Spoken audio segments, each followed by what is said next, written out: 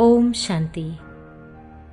బాల్యకాలం నుండి శ్రేష్టమైన యజ్ఞరత్నాల సాంగత్యాన్ని పొందిన అదృష్టవంతురాలు, యజ్ఞ కార్య వ్యవహారాలను విధిపూర్వకంగా సంభాళించిన సమర్థురాలు, బ్రహ్మబాబాతో కలిసి మహత్వపూర్ణమైన పాత్రను పోషించిన మహనీయురాలు, అలాగే పేరుకు తగ్గట్లుగా శాంతంగా మరియు గుప్తంగా ఉండే శాంతమూర్తి, అనేక విశేషతలతో సంపన్నురాలు, యజ్ఞం యొక్క ఆది రత్నాలైనటువంటి మమ్మ మరియు బాబా చేతుల మీదుగా పెరిగి పాలన పొంది దాదీల ఛత్రఛాయలో పెద్దయినటువంటి తపస్విని, మనందరికీ అతి స్నేహి అయిన ఈశూదాది గారి జీవితంలోని కొన్ని అవిస్మరణీయమైన మరియు స్ఫూర్తిదాయక విషయాలను ఈరోజు విందాం రండి.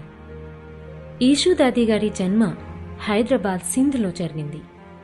వీరు లచ్చూదాది గారి లౌకిక పెద్ద అక్కయ్య. యజ్ఞం యొక్క ఆరంభం నుండే వీరి లౌకిక తల్లి ఓం మండలికి వెళ్తూ ఉండేవారు. 1937వ సంవత్సరంలో అతి పిన్న వయస్సులో వీరు తమ లౌకిక తల్లితో కలిసి ఓం మండలికి వచ్చారు. మమ్మ, బాబా, దీదీ దాదీల పాలనను పొందిన అరుదైన ఆత్మలలో ఈశూదాది గారు కూడా ఒకరు. బాబా చిన్నపిల్లల కోసం తెరిచిన బోర్డింగ్ స్కూల్లో వీరి లౌకిక అలౌకిక విద్య రెండు కూడా జరిగాయి. వీరి లౌకిక పేరు పూర్ణ శాంత. యజ్ఞం యొక్క ఆరంభం నుండి ఈశూదాది బాబాకు సమీపంగా ఉంటూ యజ్ఞం యొక్క కార్య వ్యవహారాలను చూసుకుంటూ ఉండేవారు. ఈశూదాది యజ్ఞ సహయోగం కోసం వచ్చిన ధనాన్ని సంభాళించడము, ఉత్తర వ్యవహారం చేయడము, మురళి వ్రాయడము, ఇలా సేవలను చేస్తూ ఉండేవారు. వీరికి సాకార బాబాతో ప్రత్యేకమైన మహత్వపూర్ణమైన పాత్ర ఉంది. దాదీ గారికి బాబా దినచర్య బాగా తెలుసు. 1950 సంవత్సరంలో యజ్ఞం ఆగుకు మారిన తర్వాత దాదీ గారు బ్రహ్మబాబాతో కలిసి ఉత్తర ప్రత్యుత్తరాల సేవను సంభాళించారు. వీరు బాబాకు కాన్ఫిడెన్షియల్ సెక్రటరీగా అనగా ఆంతరింగిక కార్యదర్శిగా తమ సేవలను అందించారు. దాదీ గారు ఉత్తరాలన్నీ కూడా చదివి నోట్ చేసుకుని ఏ ఉత్తరాలను బాబాకు వినిపించాలో నిర్ణయించేవారు. బాబాకు వినిపించిన తర్వాత బాబా జవాబును ఉత్తరంలో వ్రాసేవారు. ఇలా బాబా వ్రాసిన ఉత్తరంలోని సింధీ అక్షరాలపై ఆ పదాల భావాన్ని హిందీలో వ్రాసి అందరికీ ప్రశ్నోత్తరాలను దాదీయే పంపేవారు. విశ్వరతన్ దాదాగారి సహాయంతో దాదీజీ ఉత్తరాలను పోస్టు ద్వారా పంపేవారు. ఆరంభం నుండే వీరు యజ్ఞం యొక్క ఆఫీస్లో కోశాధ్యక్షురాలిగా సంపూర్ణ నిజాయితీతో సంభాళించారు. పొదుపు వీరి యొక్క సహజ స్వభావము. భారతదేశానికి యజ్ఞం మారినప్పుడు యజ్ఞంలో ఆర్థిక ఇబ్బంది వచ్చింది. యజ్ఞంలో ఉండే సమర్పిత సోదర సోదరీలు వారి వద్ద వ్యక్తిగతంగా ఒక్క పైసా కూడా పెట్టుకునేవారు కాదు. వారికి కావలసిన వాటిని యజ్ఞం నుండే తీసుకునేవారు. వీరు యజ్ఞం యొక్క ప్రతి పైసాకు బాబాకి లెక్క చూపేవారు. దాదీ సదా అలర్ట్గా మరియు యాక్యురేట్గా ఉండేవారు. దాదీజీ యజ్ఞ రక్షకులై యజ్ఞాన్ని సంభాళించేవారు. ఈ విధంగా వీరు అకౌంట్స్ డిపార్ట్మెంట్ని సంభాళించేందుకు నిమిత్తులయ్యారు. దాదీ చివరి వరకు ఈ సేవను ఎంతో బాధ్యతగా నిర్వర్తించారు. దాదీ యొక్క జీవితం ఎంతో సరళంగా ఉండేది. దాదీ తన కోసం ఎప్పుడూ కూడా ఎక్కువ ఖర్చు పెట్టుకోలేదు. వీరి చేతి వ్రాత ముత్యాల వలె చాలా చక్కగా ఉండేది. వీరు బాబా మురళి యొక్క నోట్స్ను వ్రాసేవారు. బాబా మురళిని ఫాస్ట్గా వినిపిస్తూ ఉండేవారు. అప్పుడు దాదీ తమకు వచ్చిన షార్ట్ హ్యాండ్తో నోట్స్ను రాసేవారు. వీరు రాసిన మురళీ పాయింట్లను బాబాకి వినిపిస్తూ ఉండేవారు. వీరు బాబా ద్వారా నడిపించబడిన మురళీని వ్రాసి అన్ని సేవా కేంద్రాలకు పంపిస్తూ ఉండేవారు. టేప్ వచ్చిన తర్వాత చంద్రహాస్ దాదా గారి సహాయంతో మురళీని టేపులో నింపి సేవా కేంద్రాలకు పంపుతూ ఉండేవారు. దాదీ వద్ద జ్ఞానం యొక్క పూర్తి సారం ఉండేది. బాబా దాదీని ప్రేమగా రిపోర్టర్ అని పిలిచేవారు. వీరు చిత్రగుప్తుని సమానంగా అందరి మధ్య తిరుగుతూ అందరి చిత్రాన్ని తమ కళ్లల్లో నింపుకుని మమ్మా బాబాకు చెప్తూ ఉండేవారు. ఎవరు ఏం చేస్తూ ఉన్నారు, ఎవరు ఈశ్వరీయ మర్యాదలను ఉల్లంఘిస్తున్నారు, ఎవరు నిల్చుని తింటున్నారు, ఎవరెవరు గట్టిగా మాట్లాడుతూ ఉన్నారు, ఇలా మొదలగు విషయాలన్నీ కూడా గమనించేవారు.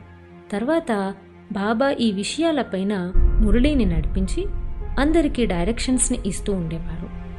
ఈషూ దాది దీదీ దాదీకి రైట్ హ్యాండ్గా అయ్యి యజ్ఞం యొక్క కార్య వ్యవహారాలను చూసుకునేవారు.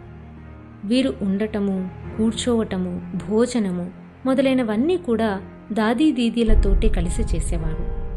బాబా అవ్యక్తమైన తర్వాత దాదీగారి పాత్ర విశేషంగా దీదీ మన్మోహిని, దాదీ గుల్జార్ మరియు ప్రకాష్మణి దాదీగార్లతో ఉండింది.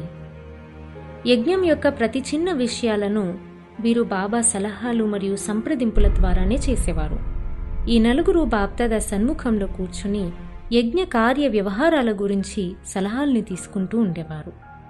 బాబాది అవ్యక్త పాత్ర జరుగుతున్న ఆరంభ సమయంలో బాబా రాత్రంతా కూర్చుని పిల్లల్ని కలుస్తూ ఉండేవారు. వీరు బాప్దాదా ద్వారా ఉచ్చరించబడిన అవ్యక్త మురళిను బాప్దాదా వద్దనే కూర్చుని నోట్ చేసుకుంటూ ఉండేవారు. దాదీజీ ఎంతో ప్రేమగా సేవ చేసేవారు.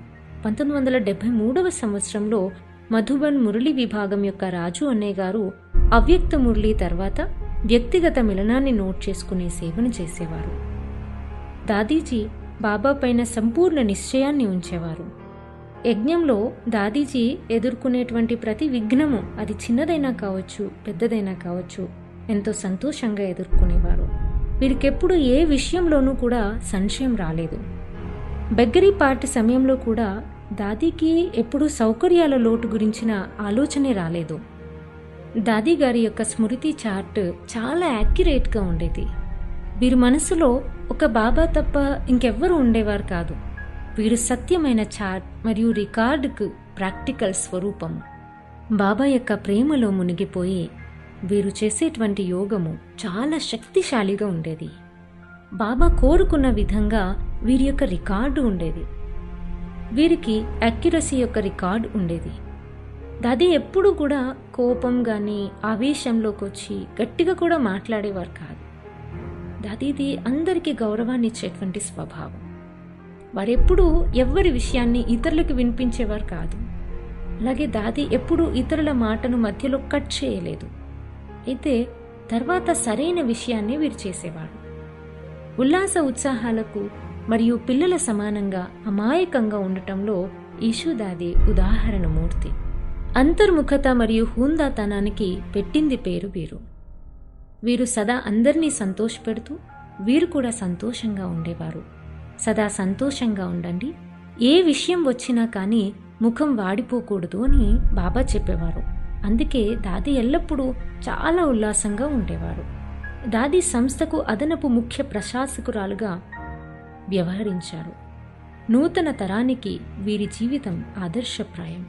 దాదీజీకి పెద్ద ఆపరేషన్ అయిన తర్వాత మురళిని వ్రాసే సేవను రాజు అన్నయ్య గారికి అప్పచెప్పడం జరిగింది. 1983వ సంవత్సరంలో దీది మన్మోహిని గారు అవ్యక్తమైన తర్వాత ఉత్తరాల వ్యవహార బాధ్యతను కూడా రాజు అన్నయ్య గారికి ఇవ్వడం జరిగింది.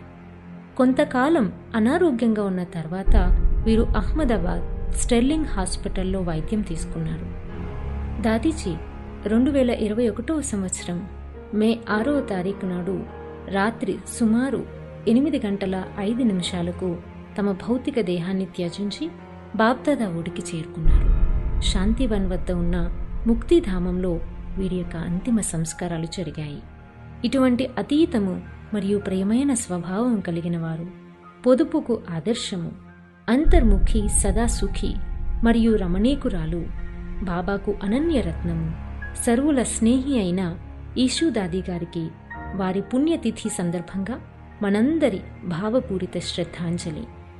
దాది, మీ దివ్య కర్తవ్యాలు, త్యాగము, తపస్సు మరియు నిర్విరామ సేవ, సరళము మరియు నిర్మాణ చిత్త స్వభావము, నిశ్చల ఈశ్వరీయ ప్రేమ, కర్మ కుశలత వంటి గుణాలు మాకు సదా ప్రేరణగా నిలుస్తాయి. ఓం శాంతి.